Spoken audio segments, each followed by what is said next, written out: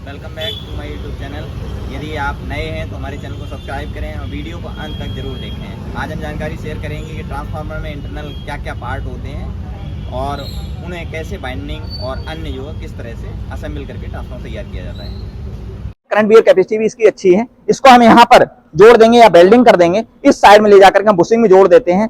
ये फ्लेक्सिबल है इसलिए ऐसा रखते हैं। इसको जोड़ देंगे और कभी कभी क्या होता है, ये किसी कारणवश लोड की वजह से या कोई फॉल्ट की वजह से अगर कट जाता है तो एक फेज एकदम जीरो बताता है।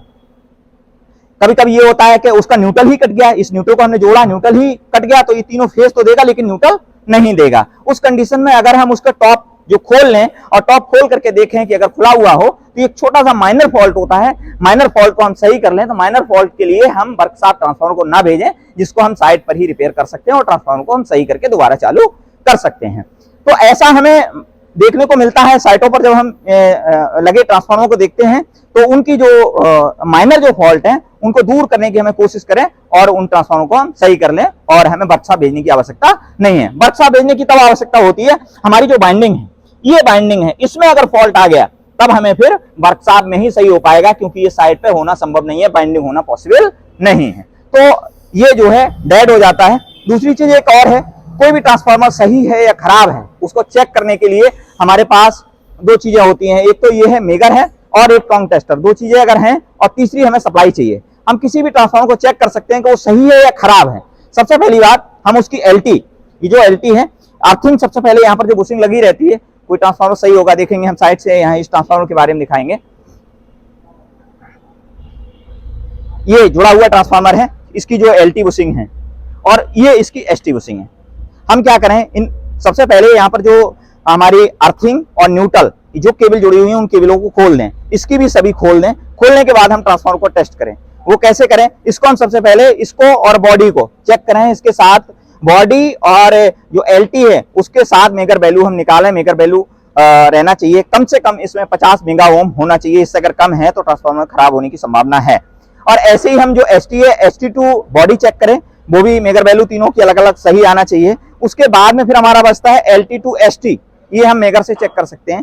LT2 ST का मेगर करें और मेगर वैल्यू 200 के लगभग आता है। अगर इससे ऊपर है तो ट्रांसफार्मर एकदम फुल्ली हेल्दी है, कोई दिक्कत नहीं है। तो ये चीजें अगर सही है, एक हमने ये टेस्ट किया। दूसरा हम एक और दूसरे टेस्ट करते हैं कि ट्रांसफार्मर हेल्दी है कि नहीं है, उसका रेशियो खराब हुआ है। अगर रेशियो खराब होगा, कोई रेशियो खराब तब होगा जब उसकी बाइंडिंग बर्न हो जाएगी, और बाइंडिंग बर्न हो जाएगी तो उसका जो रेशियो है वो भी चेंज हो जाएगा। वो कैसे होगा, जो हम एलटी में यहाँ पे दे रहे हैं, यहाँ पर 3 फेज देते हैं R, Y, V। इन तीनों को जो हम एलटी में दे रहे थे उसको हम एसटी में दे दें। तीनों में देने के बाद में हम इस यहाँ पर वोल्टेज को चेक कर लें, न्यूट्रल के साथ कर लें और फेज टू फेज तीनों का हम चेक करें। इनमें करें और फिर इन दोनों के बीच में करें।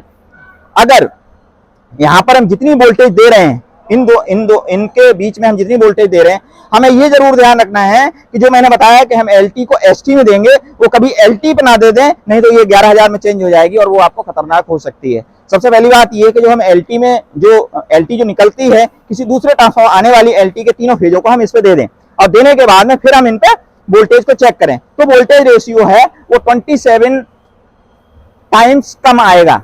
मतलब 27 से डिवाइड कर दें, जो वोल्टेज आ जाएगा और वो अगर तीनों पे आ रहा है, दैट मींस ट्रांसफार्मर एकदम फुल्ली हेल्दी है। लेकिन हमारे जो ट्रांसफार्मर आयल है उसकी बीडी भी चेक करानी पड़ेगी। ट्रांसफार्मर का आयल अगर खराब है तो उसमें आप इसको कुछ नहीं कर सकते, वो ट्रांसफार्मर आयल को चेंज ही करना पड़ेगा। अन्यथा की स्थिति में खराब ट्रांसफार्मर आयल ट्रांसफार्मर को खराब कर देगा और उसको फिर हमारा ज्यादा नुकसान होगा। ये भी हमें देखना है कि ट्रांसफार्मर आयल की बीडी भी 40 वोल्ट से कम नहीं होना चाहिए। अगर इससे कम है तो ट्रांसफार्मर जो है खराब हो सकता है।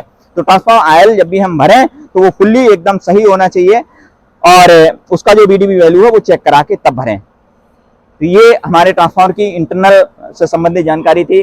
Thank you.